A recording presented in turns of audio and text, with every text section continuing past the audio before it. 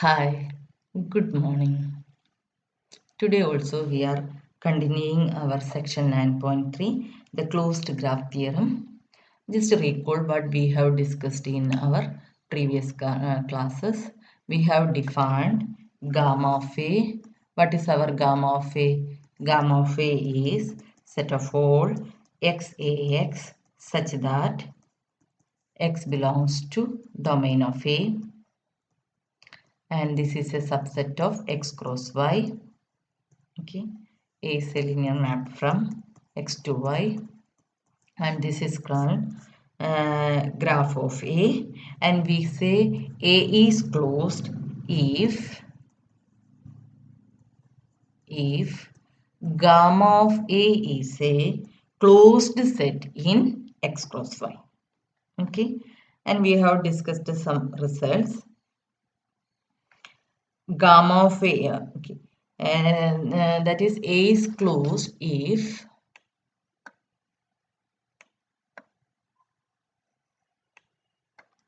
A is closed if xn converges to x and axn converges to y. Then if A is closed, then x belongs to domain of A and ax equal to y. Must clear this statement. A is closed if and only if it follows this result. Okay, clear? Now next result is an operator A from x to y admits a closure. Admits a closure if and only if gamma A closure is contained in x cross y is the graph of an operator. Also, we have one result. An operator A admits a closure if and only if axn converges to y, xn converges to 0 implies y equal to 0. Okay. This result we have to remember, and now we are moving to our today's section. Okay. Now today also we are going to discuss two theorems. Let x0, x1, x2 be Banach spaces. Clear? Let T1 from x0 to x1, T2 from x0 to x2 be linear maps such that domain of T1 is contained in domain of T2. And T1 is a closed graph operator and T2 admits a closure. Then the theorem says that there exists a c greater than 0 such that T2x less than or equal to c into norm of T2x less than or equal to c into norm of T1x plus norm of x for all x belongs to T1. This is what we have to prove. Okay. So before going to the proof, just clear statement once again. These are Banach spaces. T1 is a closed graph operator. Okay, then you remember that result. And T2 admits a closure. That means T2 xn converges to y, xn converges to 0 implies y equal to 0. Okay. Then we have to prove this result. For this, first consider a subset. Okay, consider the closed subspace X T1X such that X belongs to domain of A. What is domain? This is actually graph of T1. But given that T1 is a closed graph operator, that means graph of T1 is closed. So this subspace E is a closed subspace of it's a closed subspace of x0 cross x1. Okay.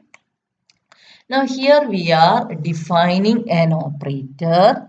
Actually, we are defining an operator on x0 x cross x1. V of x t1x is equal to t2x. We are defining this like, okay, v of x t1x is equal to t2x. Now we are proving v is a closed operator. So what we have to prove? We have to prove A is a closed graph operator. What we are going to prove is xn converges to x, axn converges to y implies x belongs to domain of A and ax equal to y. This is what we have to prove. If to prove A is a closed graph operator.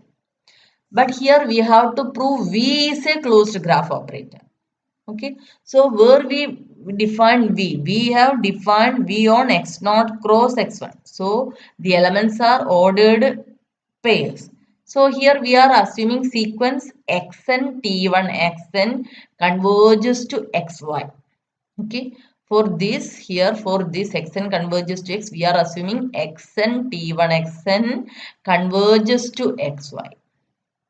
And then assume vxn txn t1xn converges to z for axn converges to y.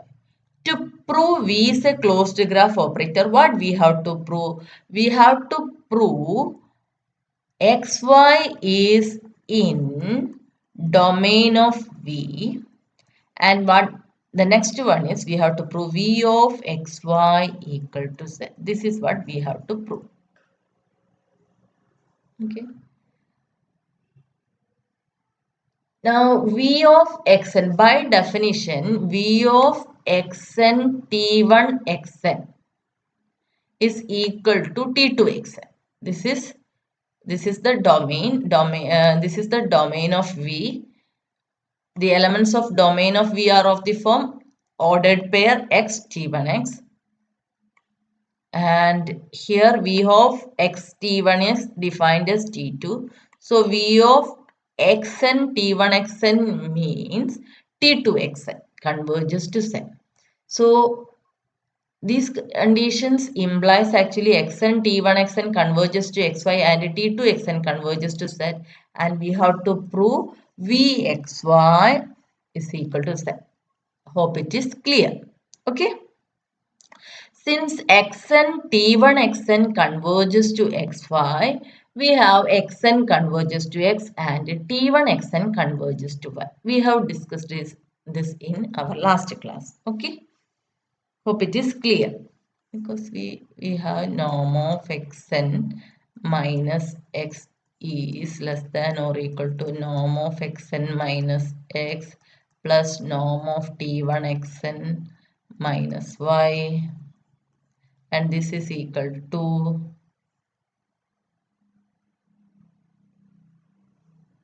what about this? Because xn txn converges to xn txn converges to xy implies norm of xn t1 xn minus xy tends to 0. That means norm of xn minus x comma t1 xn minus y ordered pair tends to 0. But this norm is norm of xn plus norm.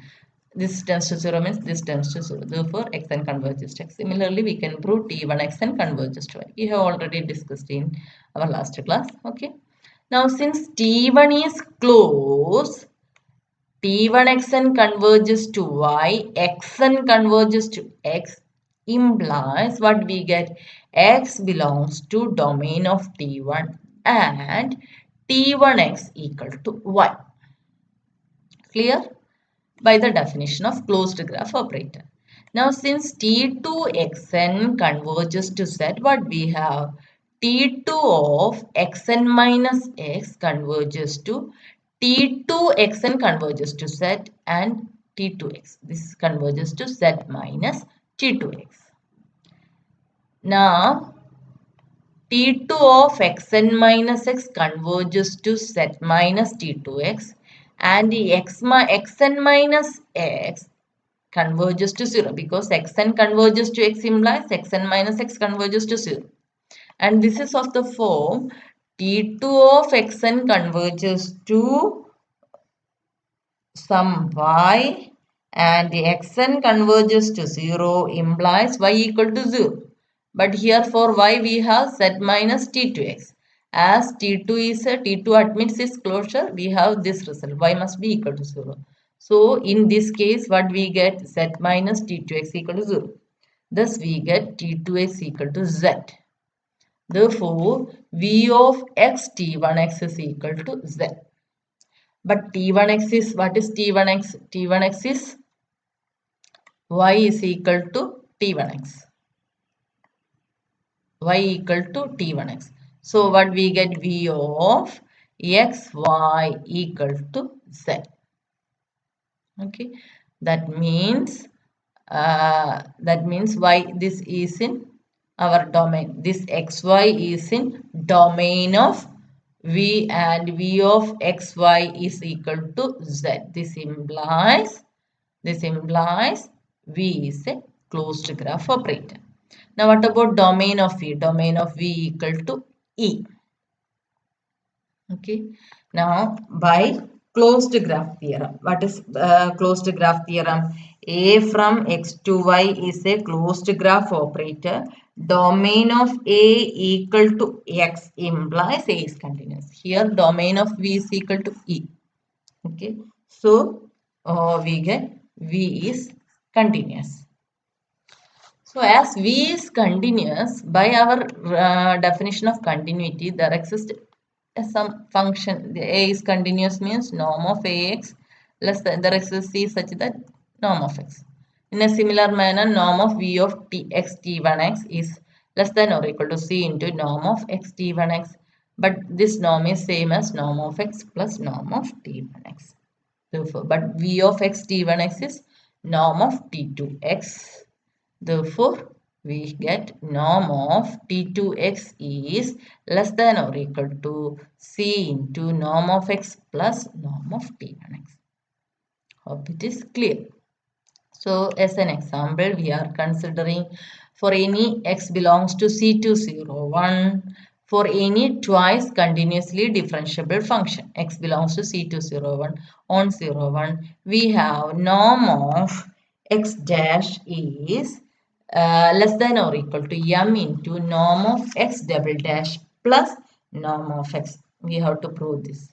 Okay, where norm is the norm of the space C0. Okay. Now for proving this, we are taking x0, x1, x2 equal to C01. Domain of T1 is C201 and domain of T2 is C10. This is second differentiable function. This is twice differentiable. Every twice differentiable function is also differentiable. That means domain of T1 is contained in domain of T2. So now okay, before that we are defining T1 as T1x equal to x double dash, T2 as T2x equal to x dash. So from this we get domain of T1 is contained in domain of T2.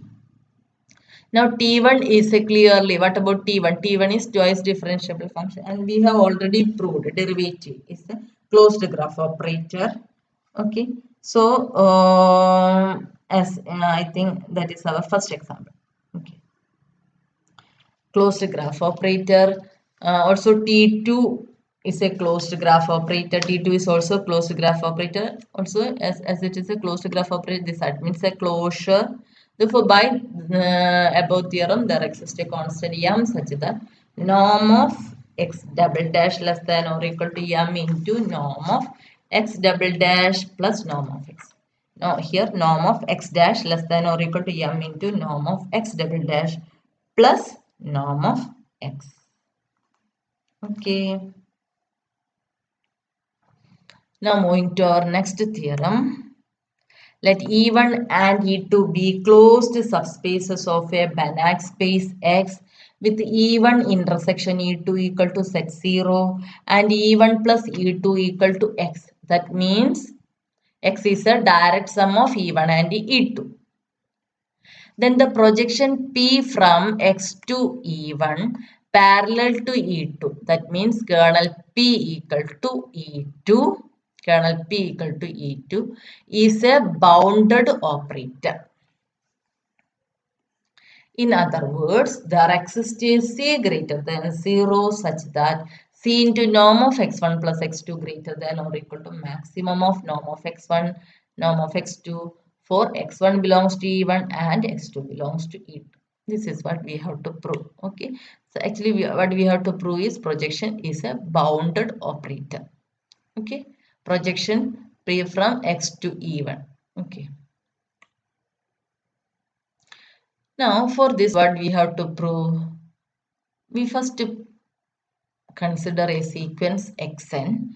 Xn, what is xn? Xn is a sequence in E and this is a sum of elements in E1 and E2. Actually xn is a sequence in capital X. Okay. It is capital X. Once again. Okay. Xn is a sequence in capital X where xin belongs to ei. And suppose xn converges to x. Suppose xn converges to x. Now, what about pxn? Pxn converges to, what is pxn? This is to projection 2 here. That means x1n and this is converges to x1.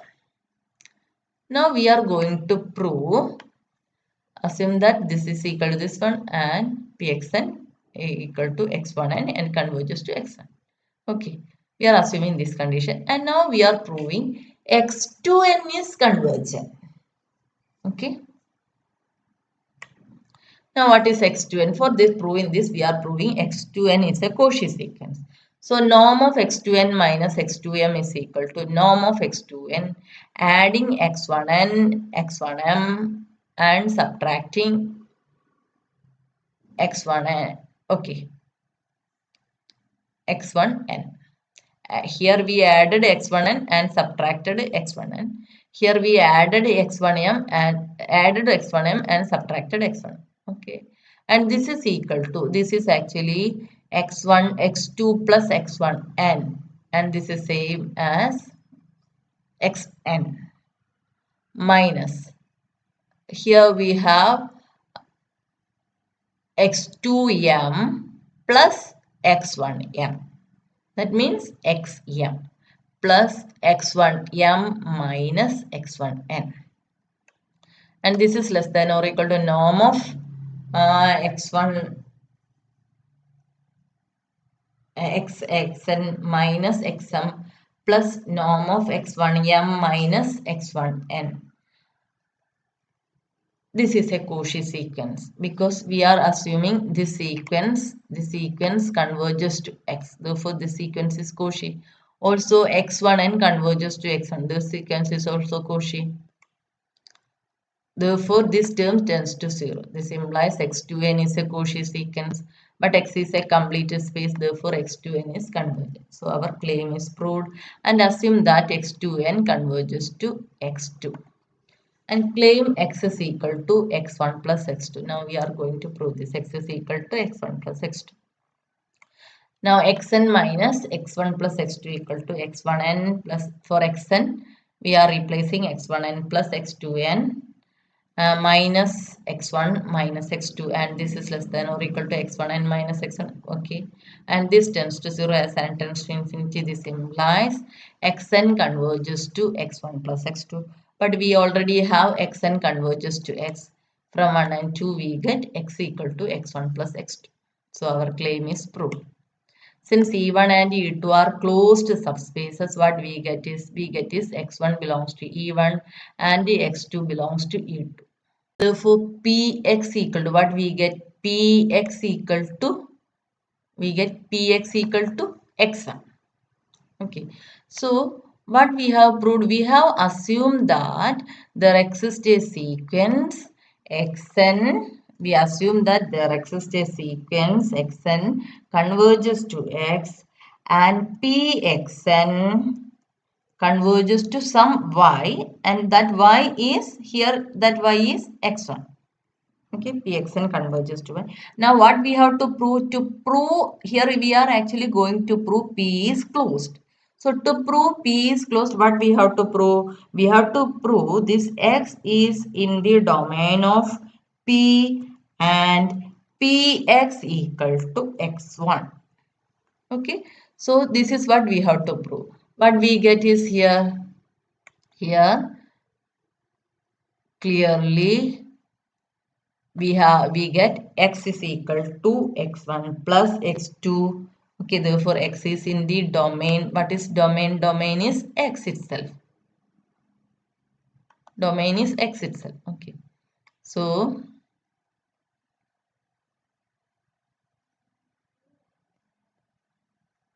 and px equal to x1, we get px equal to x1. What is domain of p? Domain of p is x itself, and this our x is of the form x1 plus x2. Clearly x1 belongs to e1 and x2 belongs to e2, therefore clearly x belongs to x. Okay, thus we get x belongs to x and px equal to x1. Thus, this implies P is a closed graph operator and domain of P equal to X. Thus, we get P is a closed graph operator and domain of P equal to X. Therefore, by closed graph theorem, what we get is P is a bounded operator. Clear? P is a bounded operator. That is what we have to prove. We have to prove then the projection P from X to E1 parallel to E2 is a bounded operator. This is what we have to prove. Okay. Now, as P is bounded, there exists a m greater than 0 such that norm of Px is less than or equal to m into norm of x. Okay. But norm of Px is norm of x1. This is less than or equal to m into norm of x1 plus x2. Now, using the same argument for the projection q equal to I minus p parallel to E1, what we get is there exists a m1 greater than 0 such that norm of q of x less than or equal to m1 into norm of x. Okay, that is norm of q of x is less than or equal to some m1 into norm of x. But norm of q of x is norm of x2. Okay, this implies norm of x2 less than or equal to m1 into norm of x. So if you take some c equal to maximum of m comma m1, what we get is norm of x1 less than or equal to c into norm of x1 plus x2, and norm of x2 is less than or equal to c into norm of x1 plus x2. Both is less than or equal to this one. This implies maximum of norm of x1, x2 is less than or equal to c into norm of x1 plus x2. Okay. Hope it is clear. That's all for today's class.